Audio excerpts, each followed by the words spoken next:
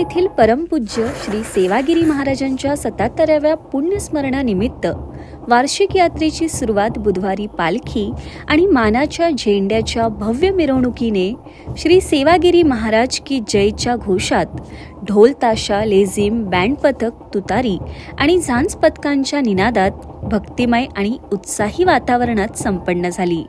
बुधवार दिनांक 25 ते शनिवार दिनांक 4 जानेवारी या कालावधीत शासकीय विद्यानिकेतनच्या परिसरात आणि सातारा पंढरपूर रस्त्याच्या दुतर्फा यात्रा भरण्यास सुरुवात झाली आहे. या यात्रेस महाराष्ट्र, उत्तर कर्नाटक, गुजरात आणि आंध्र प्रदेशसह इतर राज्यांमधून 9 ते 10 लाख भाविक येतात.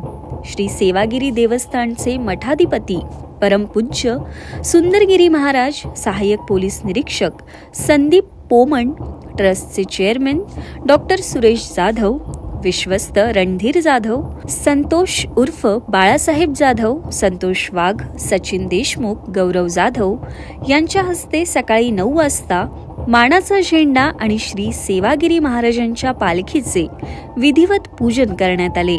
यावेळी ग्रामस्थ आणि भाविक मोठ्या संख्येने उपस्थित होते.